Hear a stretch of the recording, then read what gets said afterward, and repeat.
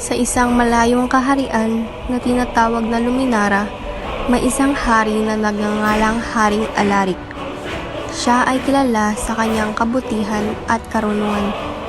Ang kanyang kaharian ay napapalibutan ng malalawak na kagubatan, matatayog na bundok at malilinaw na ilog. Ang mga tao sa Luminara ay namumuhay ng payapa dahil sa matalinong pamumuno ni Haring Alaric. Sa gitna ng kaharian, may isang mahiwagang palasyo na gawa sa purong ginto. Ang palasyo ay sinasabing may kapangyarihang magbibigay ng walang hanggang kasaganaan sa sino mang makakapasok dito. Ngunit, ang palasyo ay may mahigpit na bantay at tanging ang mga may malinis na puso lamang ang maaring makapasok. Isang araw, habang naglalakad si Haring Alaric sa kanyang hardin, isang matandang manghuhula ang dumating sa kaharian. Ang manghuhula ay may dalang isang mahiwagang kristal na nagliliwanag sa kanyang mga kamay. "Mahal na hari," sabi ng manghuhula, "ako ay may dala-dalang babala. Huwag mong hayaang makuha ng kasamaan ang gintong palasyo, sapagkat ito ang magiging sanhi ng pagkawasak ng iyong kaharian." Nag-alala si Haring Alaric sa narinig. "Ano ang dapat kong gawin upang maprotektahan ang palasyo?" tanong niya. "Ang iyong anak na si Prinsipe Arion ng Susi," sagot ng manghuhula. "Siya ang may kakayahang protektahan ang palasyo laban sa kasamaan. Ngunit, kailangan niyang maghanda at matutunan ang mga lihim ng palasyo." Sa kabilang dako ng kaharian, may isang makapangyarihang mangkukulam na nangangalang Morgana. Nais niyang makuha ang gintong palasyo upang gamitin ang kapangyarihan nito para sa kanyang sariling kasamaan. Nagpadala siya ng kanyang mga tauhan upang magmanman at maghanap ng paraan upang mapasok ang palasyo. Samantala, si Prinsipe Arion, ang anak ni Haring Alaric, ay nagpasya na protektahan ng palasyo. Kasama ang kanyang matarik na kaibigan na si Lyra, isang matapang na mandirigma. Sinimulan nilang bantayan ang palasyo araw at gabi. Si Lyra ay kilala sa kanyang husay sa pakikipaglaban at sa kanyang matibay na paninindigan. Isang gabi, habang nagbabantay si Lyra, napansin niya ang isang kakaibang liwanag na nagmumula sa kagubatan.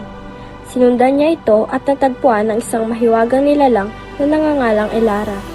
Si Elara ay isang diwata na may kapangyarihang magbigay ng proteksyon sa palasyo. "Kailangan mong tulungan kami, Elara," sabi ni Lyra. Nais ni Morgana na makuha ang palasyo. Pumayag si Elara at binigyan sila ng isang mahiwagang kalasag na magbibigay ng proteksyon sa palasyo laban sa anumang kasamaan. Bukod dito, tinuruan din ni Elara si Arion at Lyra ng mga sinaunang kasanayan sa pakikipaglaban at paggamit ng mahika upang mas mapalakas ang kanilang depensa. Habang patuloy ang kanilang pagsasanay, nagkaroon ng mas malalim na pagkakaibigan sina Arion, Lyra at Elara.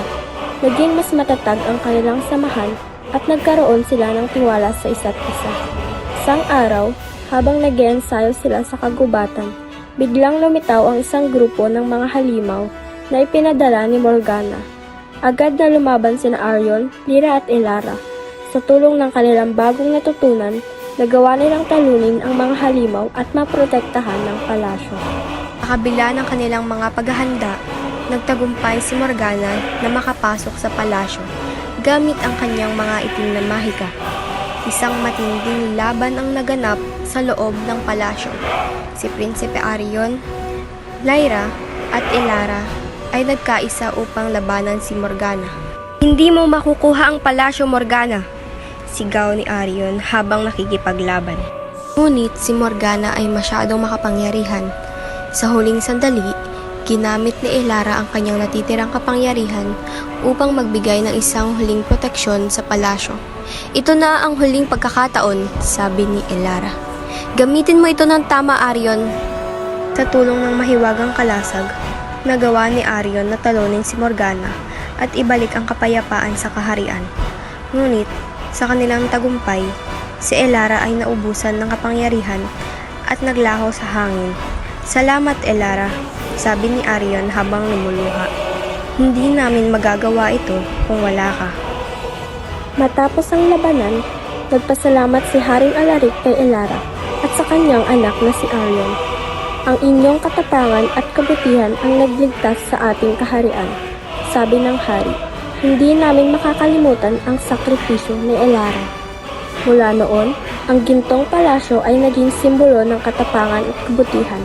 Ang mga tao sa Luminara ay nagpatuloy na namuhay ng payapa at masagana. Ang gintong aral ng kwento ay, ang tunay na kayamanan ay hindi nasusukat sa material na bagay, kundi sa kabutihan at katapangan ng puso.